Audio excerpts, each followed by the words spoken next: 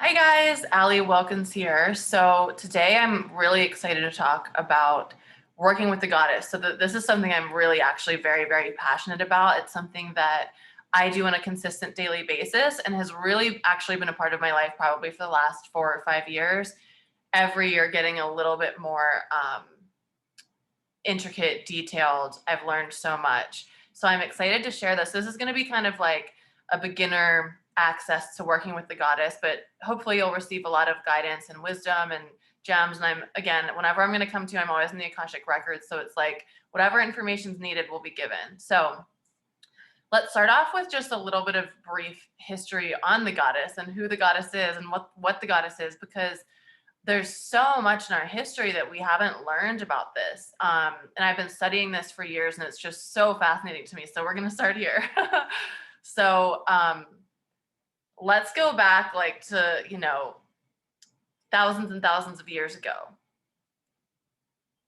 Initially, many cultures worshipped. If you look at a lot of ancient cultures, there was worship of the goddess, there was worship of the mother. So this could be representative. It was really worship of feminine energy. So it was like you can think about that as Mother Earth, you could think about that as the feminine, the creator, like that creator vibration, meaning, women have the power to create babies. So if you could imagine, I love thinking about it this way, like if, back in caveman times, they like don't really know what they're doing, they don't have the intellectual abilities that we have today. And so they're seeing like, oh, we have this primal desire to make love, have sex. And then, this baby comes out of this woman, like, whoa, she is so powerful. She created this baby. Anyway, so all of these cultures worshipped mostly the feminine. And so then speed forward, several thousand years, and the balance of energy started to shift a bit. So there's many stories about, what may have happened here. A lot of the stories, actually, this isn't said very often, say that some of the feminine power actually became toxic and it became imbalanced with masculine power. So that started this kind of like uprising of the toxic masculine that we talk about today. That's like, hey, I'm being mistreated. I'm like, you're having too much power now. So that's one kind of methodology, one thought that certain, I forget what people who study this are called, but that's one thought stream that's going through about what kind of happened in that time frame. But regardless, speed forward several thousand years, and then you see us worshiping the mother and the father, so the goddess and the god, right? So there's both. So then it's an equal balance. And that was reflected during those times. So that's, there's been several ages. Each age is about 2150 years or so. So we've had several ages in humanity that go back a lot farther than we think that we've been taught in school that they do. And so I want you to think about this as being a couple thousand years before Jesus, because sometimes that helps to give you like a sense of how long ago this was. So this was a couple thousand years before the age of Aries, which was the age before Jesus was crucified. So that's when we started to see the feminine going away, the feminine being prosecuted, being executed, being it's almost like this slow removal of power, like you're slowly starting to speak poorly against this, and then it eventually loses power over 1,000 years. And so then when we speed up to like Jesus, Mary Magdalene's time period, this is when there's been about 1,000 years of the toxic patriarchy. The feminine has been completely removed. During this time, you could think about, women are property. Women are not treated well at all. Women don't have a say in who they marry. So, and also when I say toxic masculinity, I assume that you know this, but maybe this is your first time hearing about it. This doesn't mean that it's like good for the man or for the masculine energy. It has nothing to do with that. It's bad for everyone. It's basically toxic masculinity. You can think about it as this need to control, this need to conquer, this like lands, and we see this still today, and we're starting to change things finally. So anyways, so we're at that time frame where then the mother has been kicked off the holy pedestal, you could say, and you just are worshiping God and that's it. and there's only the masculine energy. There's no feminine energy. And so I could talk about this for 700 hours. So I'm going to try to keep it to what's important to this. Um, we see the mother being removed. We see this feminine energy being removed, but you can see it in everything. So I just said, how women don't have power anymore during this time frame. Women are considered property. Women, are sold in marriage, like all of those sorts of things. But also at the same time, you can think about the feminine energy also as being the earth. So rulers of a variety of civilizations are starting to conquer land and claim it as their own. There's no regard for Mother Earth. There's no regard for nature. So if you zoom back, if you like rewind a couple thousand years, it was like nature was such an important part of everyday life. Nature was an important part of survival. And then when we started to get into creating these big civilizations, where it wasn't, especially now that we have the technology that we do, we're not dependent on nature to survive anymore. We have labs that create food. We have, all these things that can create water for us. Well, maybe, we aren't as reliant on nature as people were back in the day when we were hunters and gatherers. And even before like all these huge civilizations were created.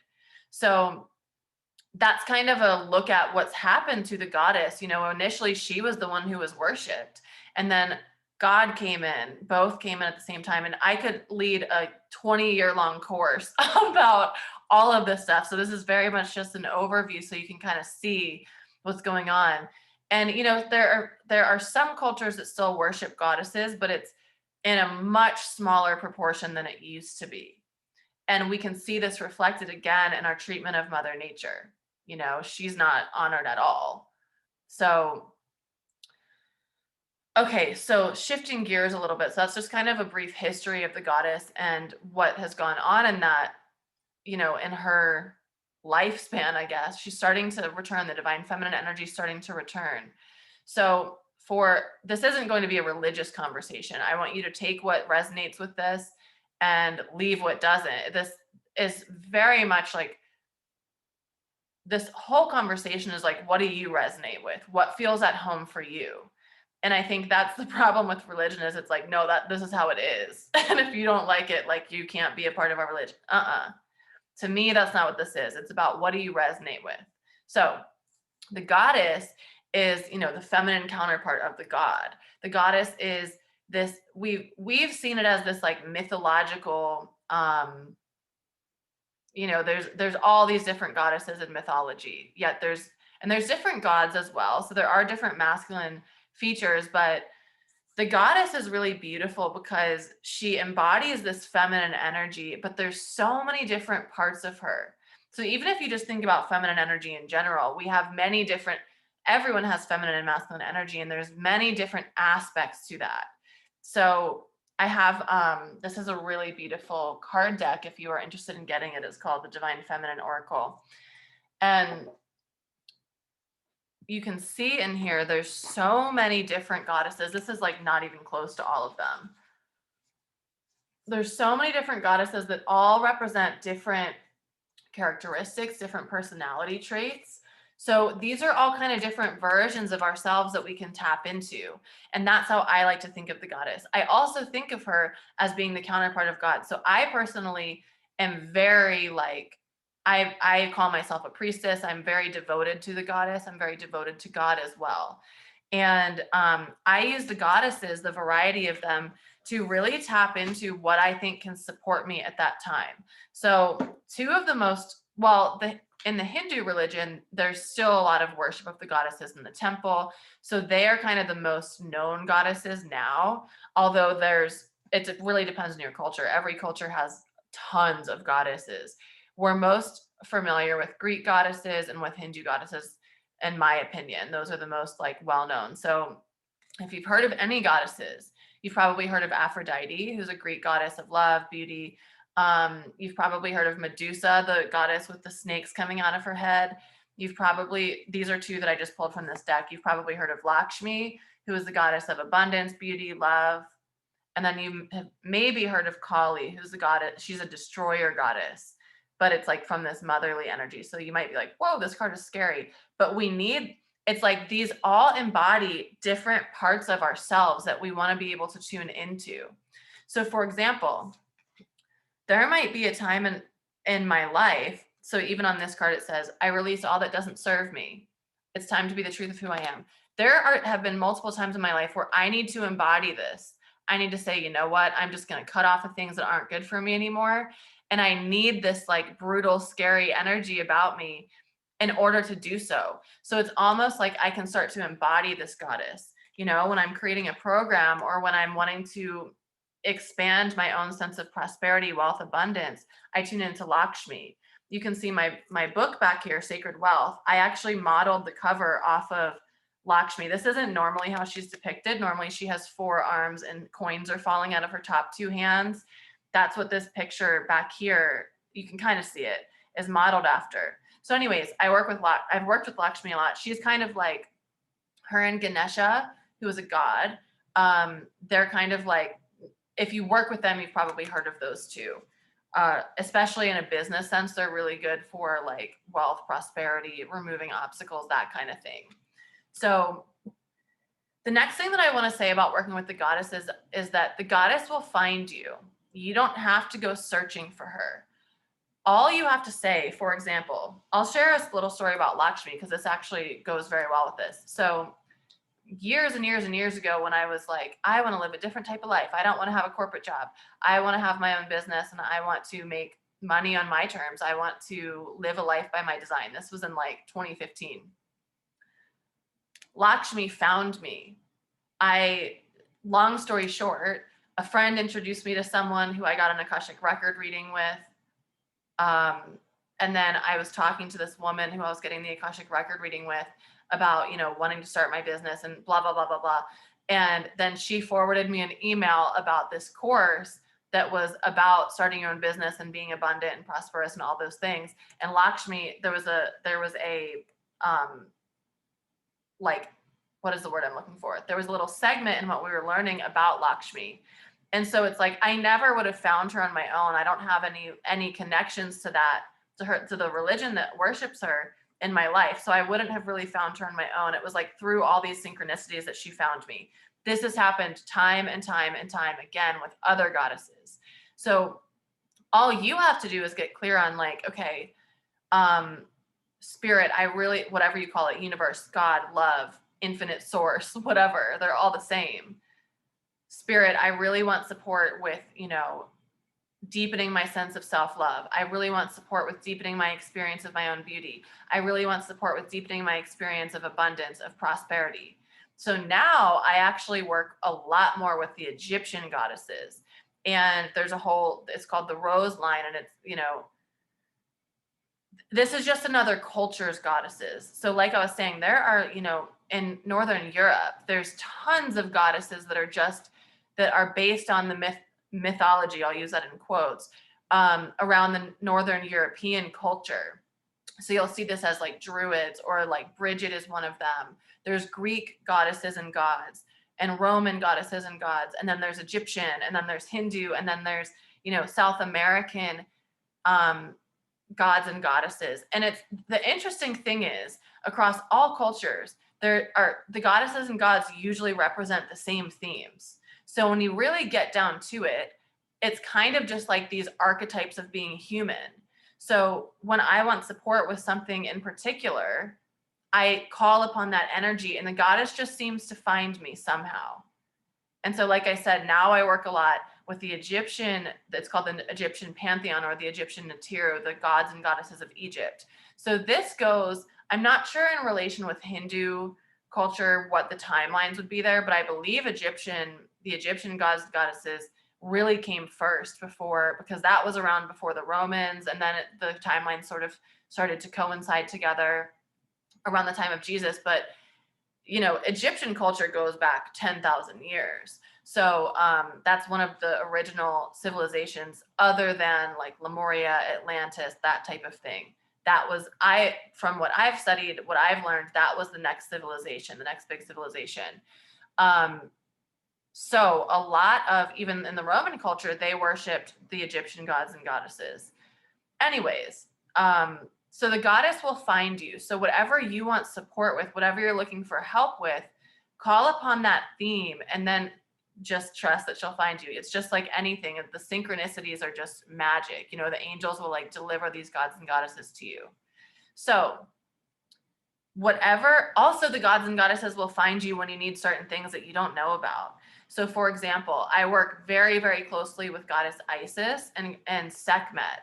So when you look at Egyptian culture, well, really like the OG goddess is Inanna, and she was present in Sumeria and ancient Babylon, like that. I believe she was really the very first goddess, other than like just the divine Sophia, which is the energy of Mother Earth, basically. So we had Inanna, then we had Hathor. There's also like Ishtar, which was in a different culture. I believe like it's not Turkey, like whatever that was called beforehand. I'm forgetting what the name of it is. But there was Ishtar, and then there was Hathor, Isis, and then Mary Magdalene. So Mary Magdalene, you might have heard of before. She was a human. So she was like an actual human just like us, but she's an ascended master. So it's like she's transcended to the goddess state, if you will. Actually, same. So this just fascinates me so much, and I love pulling these archetypes in my Akashic record readings, and they flow in. They're like, we've got messages for you. So I was just pulling up this card. This is Neduana, which I love this card. She was the human embodiment of Inanna. Mary Magdalene is the human embodiment of goddess Isis. And of course, this has no relation to the terrorist group, just to like be clear. They're not together at all. So what I was saying about the Egyptian goddesses, Sekhmet is not a very well-known goddess in like a definitely American culture, maybe an Egyptian culture. But she's a scary goddess. She's kind of like, she's a little bit like Kali. I don't think there's a picture of her in here. She came to me during a time that everything needed to be burned away in my life, that I really needed support from this like intense energy. Also, you could think about Joan of Arc. So she's not so much like a goddess because she was human, and I'm not sure who she was and it would have been an embodiment of, but you can think about like, what is her energy like? So if you're going to battle with someone, you might say like, okay, Joan of Arc, I want to embody your energy right now. Anyways, I want to find you a picture of Sekhmet because I know she's in here. Anyway, so she came to me. I had no idea who she was. She came to me during a time period in my life where I really needed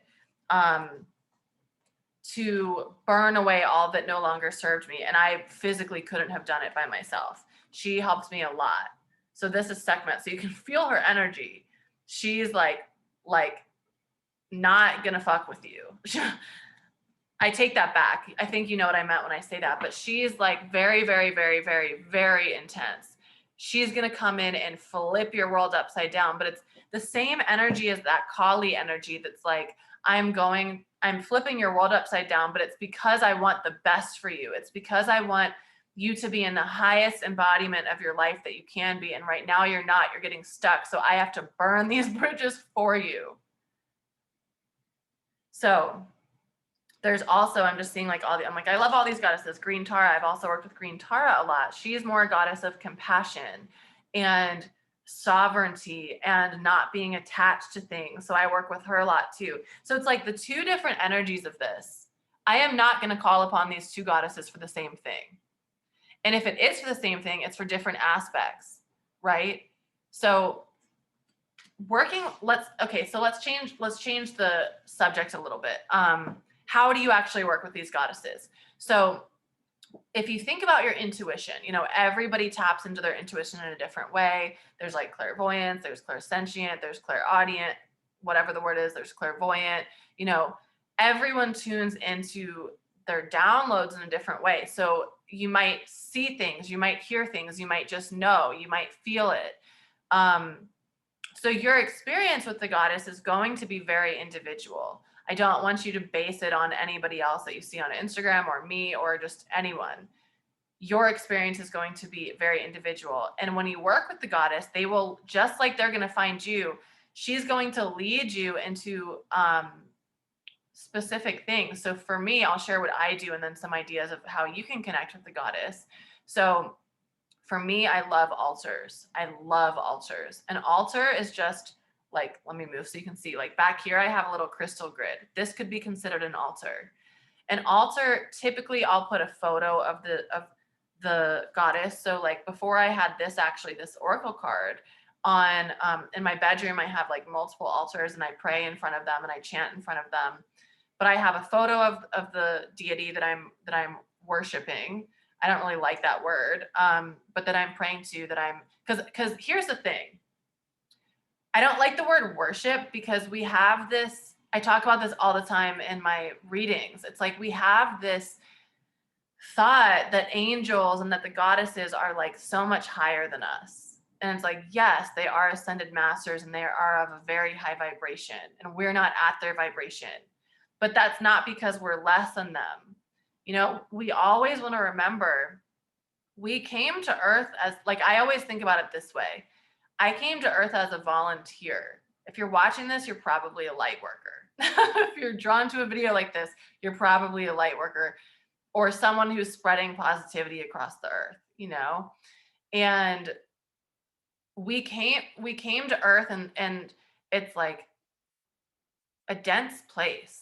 You know, it's like we came to Earth to help the planet rise. This wasn't there. I see it as as two-sided thing. Like one, it's like the Earth is a beautiful place for us to play, and we've just got it all wrong. And it's like actually this. What if it was like this amazing just vacation spot that we all came to play in, and we like got caught up in all these mind games instead? There's that side of things.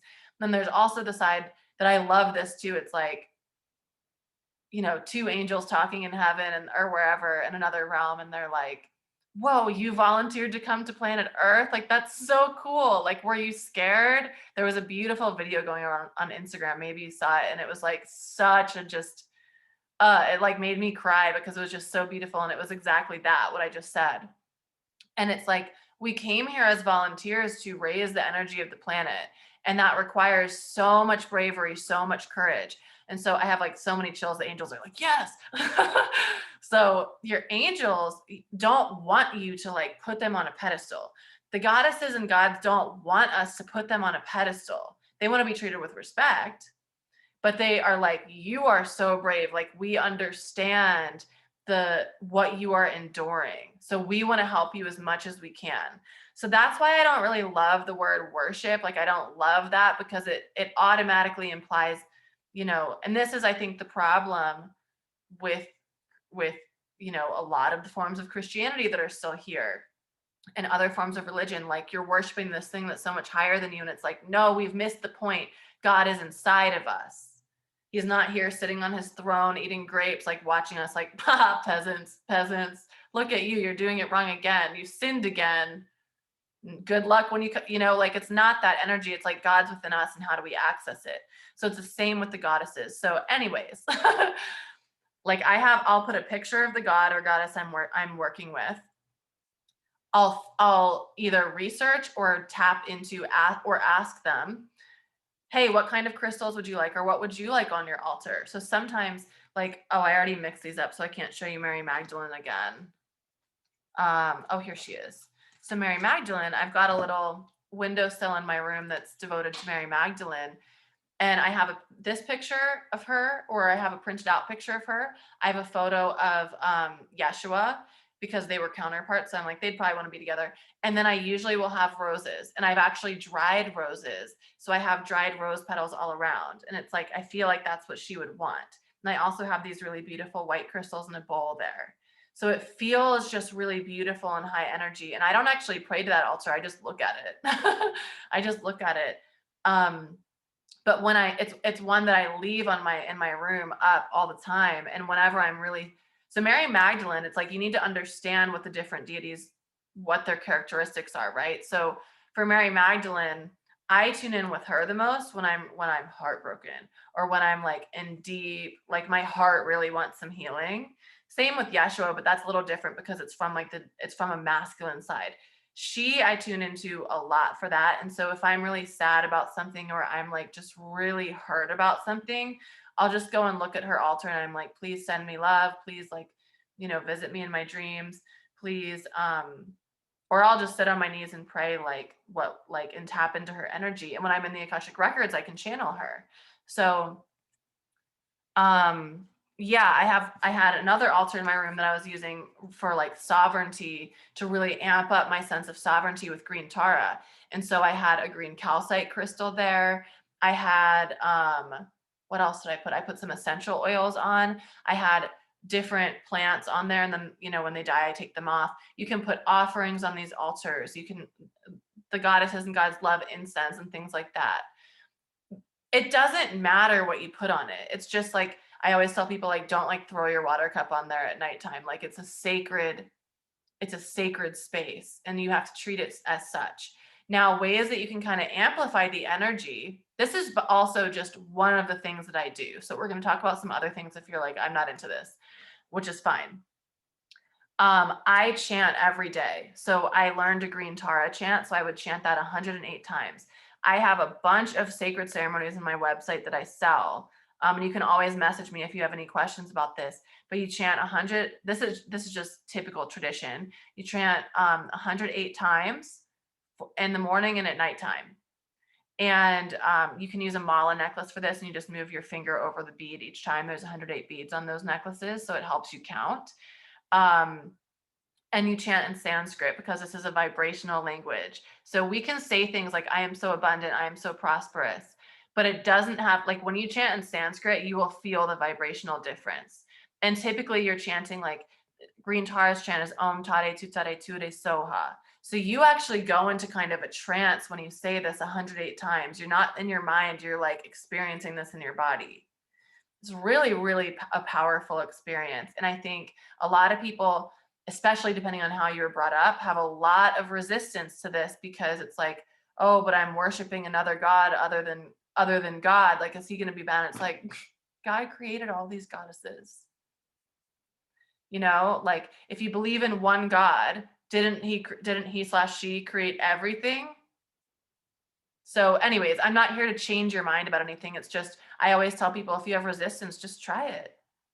Just try it, unless it's like a hard no. And then you just do something else, or you probably aren't watching this video to begin with. So I would chant to her. And then what I've created actually in the sacred ceremonies I do is I have a whole system where we chant in the morning and the evening, but then I have workbooks that basically, so with Green Tara, actually the program is called Infinite Beauty. And for me, it's about sovereignty, but it also works so well for like just getting rid of a lot of our beliefs of any sort that don't work for us. So anyways, she wanted to be used for this Infinite Beauty product that I have. So then in the workbook, I take you through different affirmations and you really let it absorb in your cells. And then I ask different questions and things like that. And there's videos and yeah. Anyway, so that's how I work with them in the altar. And then also wherever your altar space is, I spend like an hour every morning with doing these chants and doing my morning practice, sitting in front of my altar. So you can imagine the energy in that space. And I keep my altar in my bedroom for that reason. So my bedroom is like really magical and really high vibrational. So other things that you can do, just like anything, your intuition speaks to you in different ways. So you might be able to tap into different energies. So I love to do this at nighttime. So I'll say, like, when I was working with Sekhmet a lot, I'd say, like, Sekhmet, please help me, because we do a lot of healing in our sleep time. I'd say, please help me detach from this situation, this person, this attached outcome that I'm wanting. Please help me detach from this. Or please help me, remove my people pleasing tendencies. Please help me, and just insert fill in the blank. Or with Mary Magdalene, like, please help me heal my heart as I sleep. And sometimes I'd call to her and Yeshua for that. You can do visualizations with them. Mary Magdalene and Yeshua I've had so many visualizations with the both of them. And they're both ascended masters, so they'll be like working on you at the same time. It's so cool. So if here's what I would say. Think about how you receive information the most naturally. So for me, visualization is a cinch. Like, I can visualize things so easily.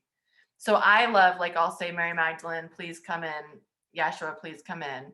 And I'll literally see them come in with their different energy, and I can feel that viscerally. But if visualization's not your thing, you can say like, okay, please speak to me. What do I need to hear right now? Or maybe you just like looking at their picture and you get a certain feeling when you look into their picture. Um, Mother Mary's like wanting to come in as well. She's like, don't forget about me. So Mother Mary, there's a picture of her in here, but I actually don't like it, so I'm not going to show it. So Mother Mary is very similar to Mary Magdalene as she was a human, you know, Jesus's mom. We don't really talk about her like that, like Jesus's mom. Anyways, so Mother Mary is similar, that she's also a priestess of goddess Isis. Yeshua also learned under the temple of goddess Isis.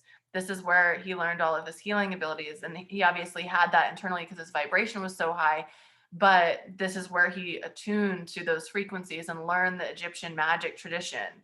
That at the time he was learning the very high vibrational. There's also very low vibrational ways we can be working with magic. So often we hear about that as black magic, right?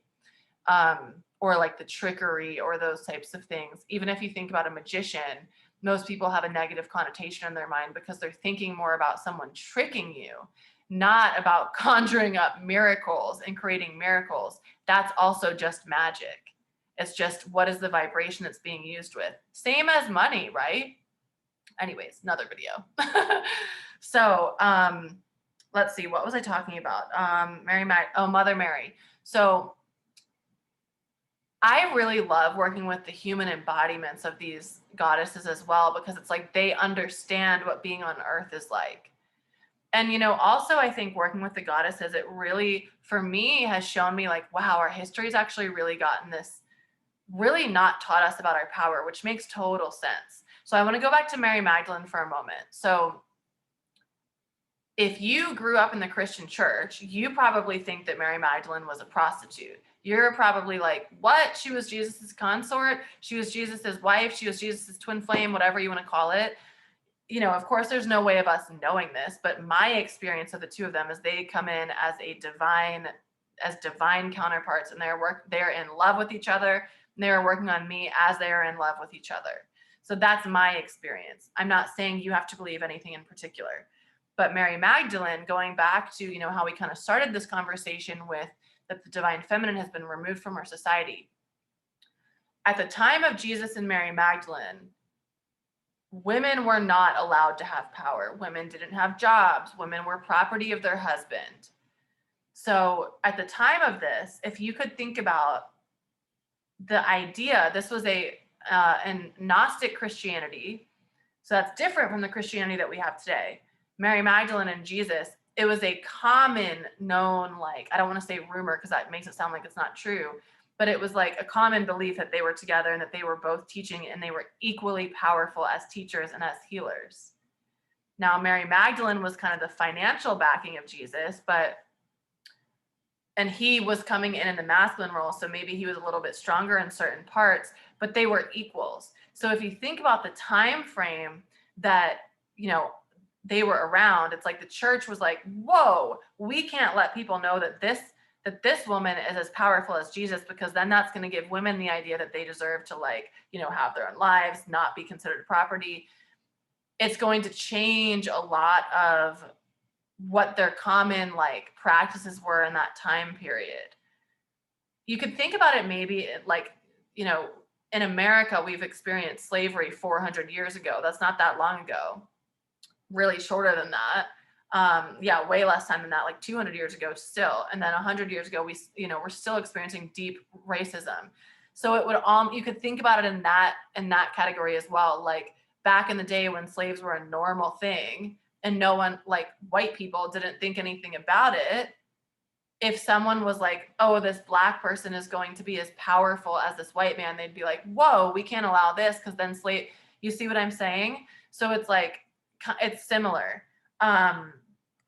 Anyways, so the whole Bible was constructed, different gospels were left out that talked about Mary Magdalene and Yeshua together. But what I was getting at was the Pope in 2016, there's been two announcements. Well, I think one was 2016 and one was 2018. At the end of, I think it was just like the speech he was saying, like as like PS, tiny little thing. He's like, PS, Mary Magdalene wasn't a prostitute. She was actually the apostle of the apostles, meaning she was like his like number one disciple, his counterpart. She was actually the apostle of the apostles. Bye, guys. So it's like for 2,000 years, she was depicted as a prostitute. And then they're like, just kidding, she wasn't. And it's, can you imagine? It's like, can you imagine if Jesus had had the power that we give to Jesus today, how he is viewed in the entire world? Can you imagine if people had said he was a prostitute? It's the same thing. So anyways, you can see how the feminine was removed, and now they're like, just kidding, but the damage has been done, right? Now she's starting to come back with the divine feminine, and she's like, I've been waiting. Anyway, so this, I didn't mean for this to be like a whole history lesson. There are tons of books that you can look at, especially from a lot of people who were very skeptical. They're like, whoa, she's not Jesus's wife.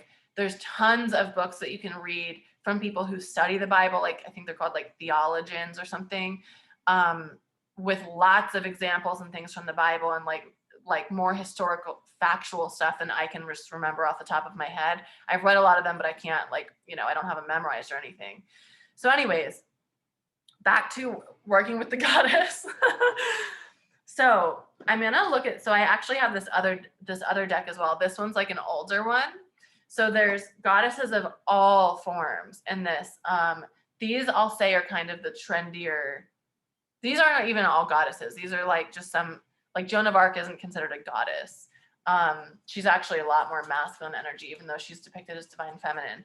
So let's just, like, for fun, see which one wants to come out. Okay, so Kuan Yin. So you may have heard of Kuan Yin before. She's more of an Asian, like in the Buddhist tradition. So there, I'm just reading the back real quick. So Kuan Yin, I have a little statue of her over here. Actually, she's the goddess of compassion, but she also had a human embodiment. So I believe her name was Mio Shan. She was the human embodiment of Kuan Yin, and then she emerged into this ascended master state after she kind of like you could say, like, after she passed all the tests.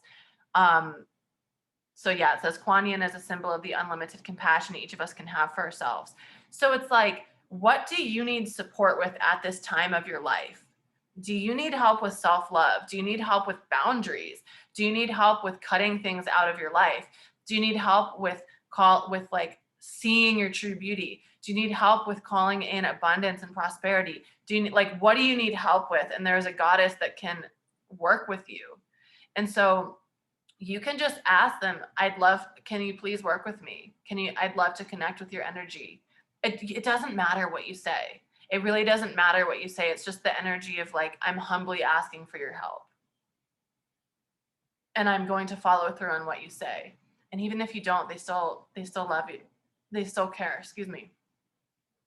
So this can be as simple or as big as you want it to be. For me, I make it big. Like, it has brought so much to my life working with the goddesses on a daily basis. And I change them. You know, right now I'm working with Lakshmi again. I worked with her a lot like 5 years ago. Now I'm like, okay, I want some support in building my abundance to a larger level now. So now I want to work with her again.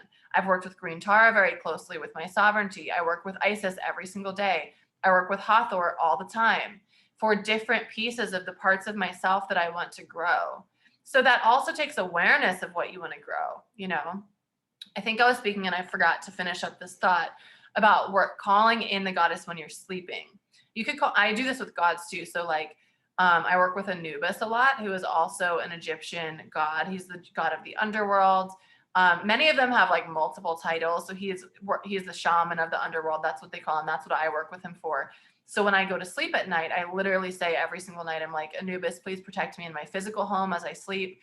Please protect me in my dreams as I sleep, wherever I may venture. Please protect my dreams and keep it in like loving energy, keep the energy safe. Then I say, Hathor, please help me remember my dreams, because that's something that she does. And then I say, Isis, please help guide my dreams for my deepest healing.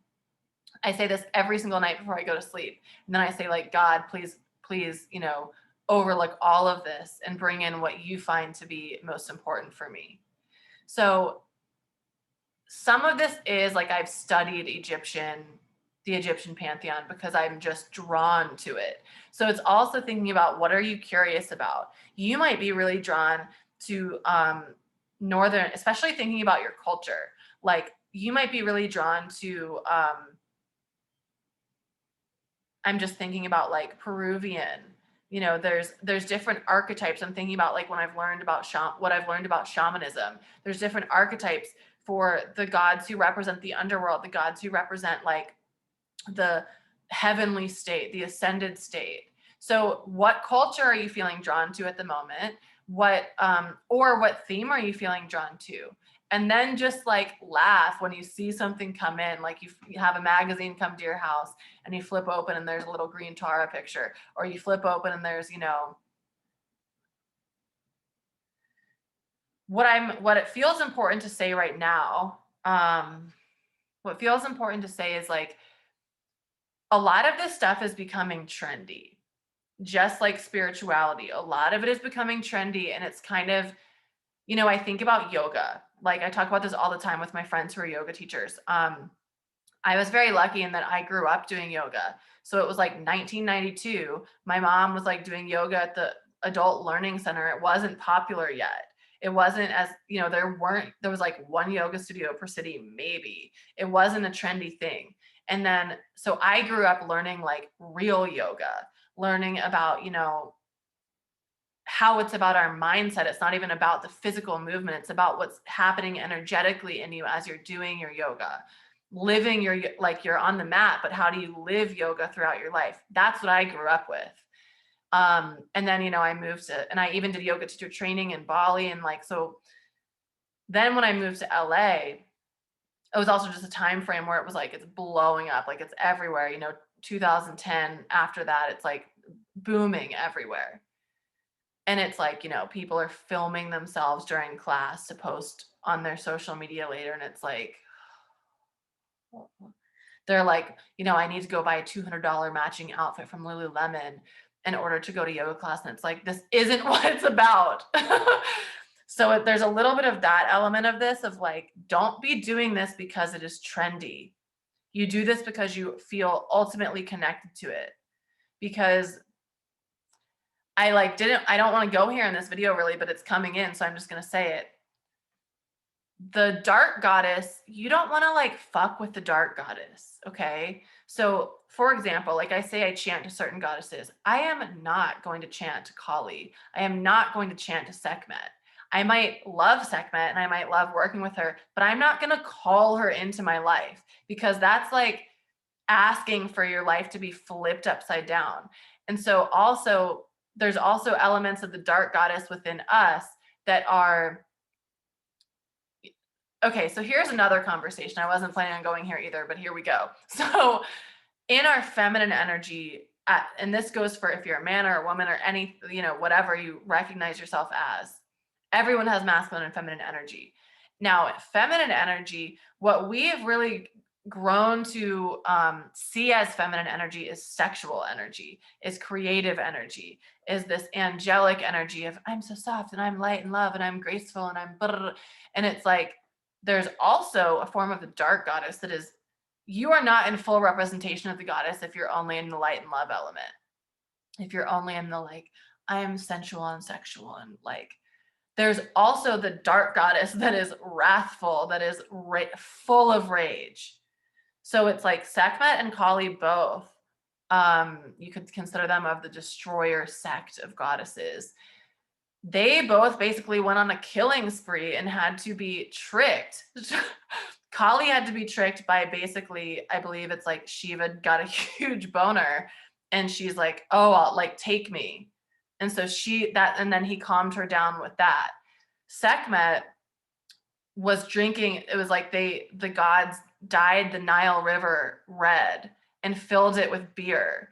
And she thought that it was blood. So she's bloodthirsty, drinking the blood of the river, thinking that it's the blood of all these people she's killed.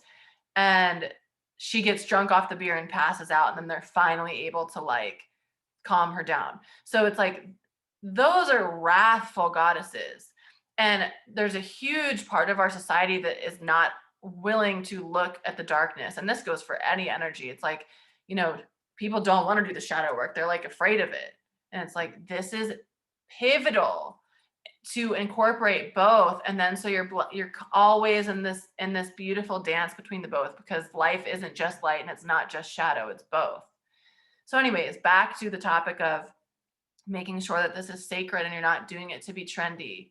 Like, this isn't something for you to just post about on Instagram like I'm a goddess. Embody it. Embody it.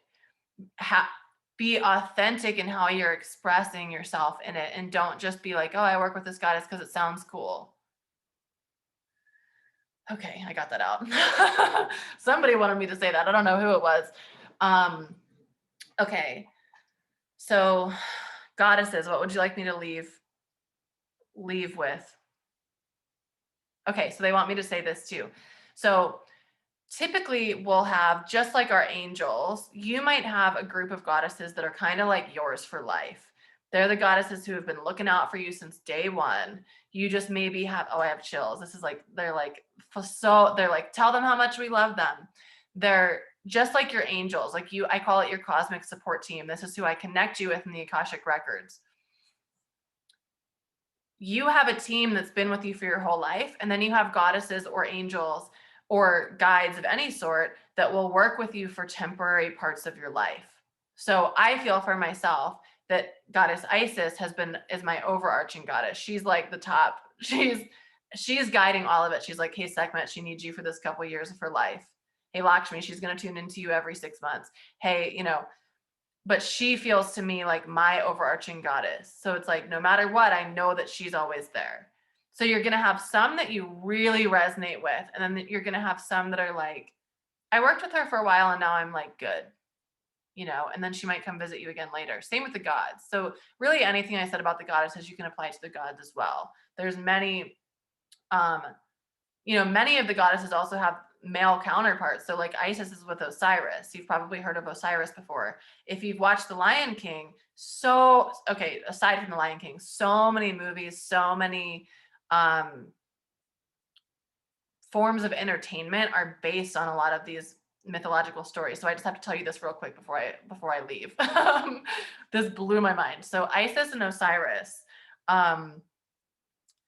they're probably one of the most, I'll say, like the most well-known gods and goddesses together for their beautiful like relationship and their story. So Isis and Osiris, so comparing this to the Lion King, basically Isis had this brother Set who was jealous that he was, king essentially, and he was the god of the gods. And he murdered Osiris, chopped him up into a bunch of pieces. And then Isis was so distraught that she went out and searched for him all over the world for his missing pieces, put him back together, used her healing magic to conjure him to be alive enough to have sex with her basically and so she could create a baby, which was Horus. A lot of these stories all like also coincide with while they're telling me not to really go there. I'll just say the story replays itself over time and time again throughout history that we know. So anyways, now in The Lion King, Mufasa, he's Osiris. He gets killed, right? He gets killed by who? The brother, Scar. Scar is Set. Scar is Set. Set is the god of challenges, of ego, of chaos. So Set is Scar, Osiris is Mufasa. Now Scar kills Osiris, right? And then I'm like, what's the little lion cub's name? Simba is Horus. So then the mythological stories, Horus fights with Set for the kingdom, because Horus is like a little boy when Osiris is killed, and so Set takes control over the kingdom and just like ravages it. Like everything's dead, just like in The Lion King. It's like, it blows me away. I never even thought about that connection. Simba comes back and like everything's dead. Everything's dry. There's like drought. Everybody's starving. Like nobody's happy. And it's just darkness. So Horus then fights Set to try to get back control for years and years and years. It's the exact same story as Lion King. except Isis isn't really depicted, I guess, in The Lion King. Because it's not Nala. I don't remember what the mom's name is. She's not really depicted in it, but the story of the Trinity. Sorry, I always get those words mixed up. Trinity.